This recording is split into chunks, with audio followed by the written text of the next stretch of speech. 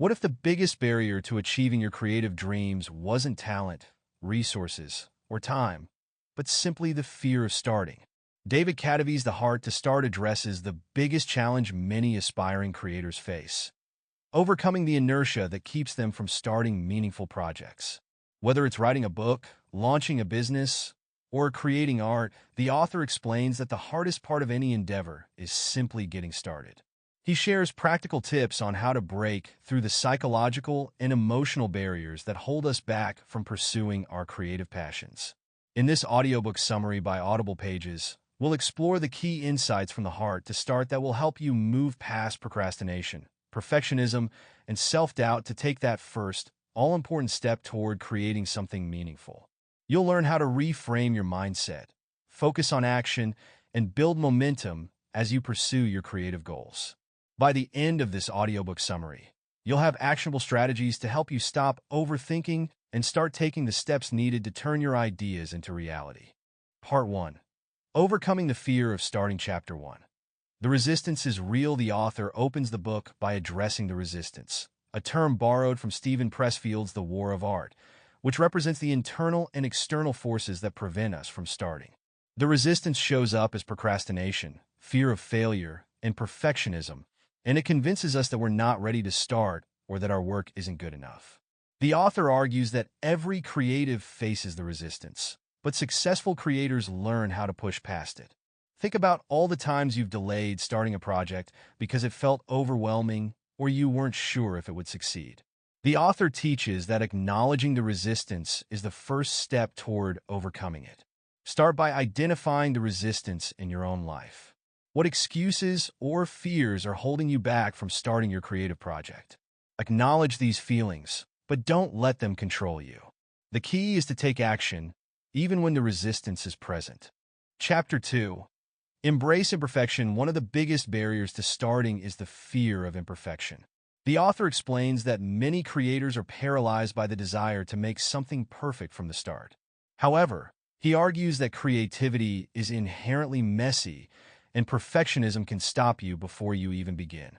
Successful creators embrace imperfection and understand that the first draft or first version of anything will rarely be perfect. Consider how much pressure we put on ourselves to get things right the first time.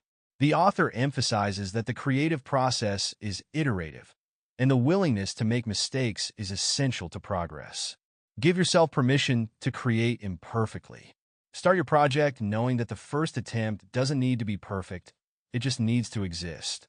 By allowing yourself to make mistakes, you'll be more likely to start and build momentum. Part 2. Building the mindset to create. Chapter 3. Find your creative passion. The author stresses that passion is the fuel that drives long-term creative success. He explains that finding something you care deeply about makes it easier to overcome the resistance and stay motivated, even when the process gets difficult. He encourages readers to explore their interests, experiment with different ideas, and find a project that ignites their passion. Think about how much more enjoyable and fulfilling it is to work on something that truly excites you. The author teaches that creativity thrives when you're passionate about what you're doing, and passion is what will keep you going in the face of challenges. Take time to reflect on what excites and inspires you. What creative projects or ideas have you always wanted to pursue? Focus on a project that sparks your curiosity and passion, and commit to taking the first step. Chapter 4. Action is the antidote to fear. The author explains that action is the only way to defeat fear.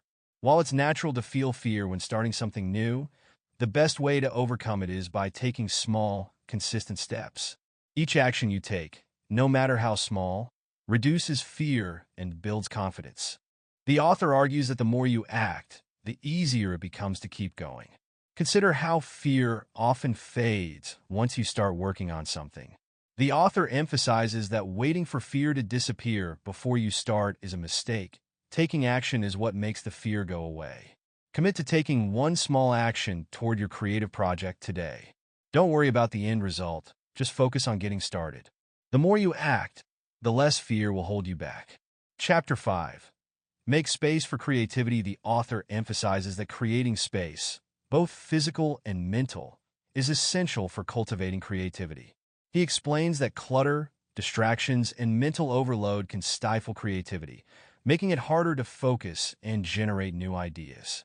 The author encourages readers to create an environment that supports creative work, whether that's a dedicated workspace or time blocked off for creative thinking. Think about how distractions like social media, emails, or even a messy desk can interrupt your creative flow. The author teaches that creating space, both literally and figuratively, allows creativity to flourish. Take steps to create a distraction-free environment for your creative work. This might involve decluttering your workspace, setting aside specific times for focused work, or eliminating distractions like your phone. When you create space for creativity, you make it easier to get into a flow state. Part 3. Turning Ideas into Action. Chapter 6. The importance of starting small. The author encourages readers to start small when tackling big creative projects. He explains that large, ambitious goals can feel overwhelming, which often leads to procrastination. By breaking a project into smaller, more manageable tasks, you can build momentum and make consistent progress. The author highlights that small wins create motivation, while trying to tackle everything at once can lead to burnout.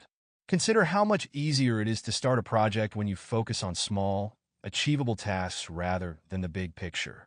The author teaches that success comes from taking small, consistent actions that add up over time. Break your creative project into small, actionable steps. Focus on completing one task at a time and celebrate each small win along the way. This approach will help you build momentum and keep moving forward. Chapter 7. Create a system for progress. The author explains that creating a system for consistent progress is key to turning your creative ideas into reality. Successful creators don't rely on motivation or inspiration. They rely on systems that help them stay disciplined and productive. Whether it's setting aside specific times each day for creative work or tracking your progress with a journal, having a system in place ensures that you keep moving forward, even on days when motivation is low. Think about how difficult it is to stay on track when you're waiting for the right moment or a burst of inspiration. The author teaches that a system, not just motivation, is what leads to consistent progress. Create a system for your creative work. This could involve setting a daily word count, scheduling time each day for your project, or using a planner to track your progress. Stick to your system and rely on it to keep you moving forward, even when motivation dips. Chapter 8. Make creativity a habit. The author argues that habit is the key to long-term creative success. He explains that creativity isn't something you do only when inspiration strikes. It's something you practice daily. By turning creative work into a habit, you remove the decision-making process and make creativity a regular part of your life. The more you practice, the easier it becomes to create consistently. Consider how much easier it is to stay productive when you've built habits around your work. The author teaches that creativity is like a muscle, and the more you practice, the stronger it gets. Make creativity a daily habit by setting aside time each day for your project. Whether it's 30 minutes or an hour, commit to showing up consistently. Over time, this habit will become second nature, and you'll see steady progress toward your creative goals. Practical advice and wrap-up. David Kadavy's The Heart to Start offers a practical, actionable guide to overcoming the psychological and emotional barriers that prevent you from pursuing your creative passions. Whether it's fear, perfectionism, or procrastination, the author teaches that the key to success is simply starting, taking that first step, and building momentum from there. By embracing imperfection, creating space for creativity, and developing systems and habits that support consistent progress, you can turn your creative ideas into reality. Start by applying one or two of these principles to your creative project today. Whether it's committing to a daily habit, breaking your project into smaller tasks, or taking one small action to overcome fear, these steps will help you build the momentum you need to start and finish your creative work. Are you ready to start creating and unlock your full potential? Begin today by taking that first all-important step toward making your ideas come to life.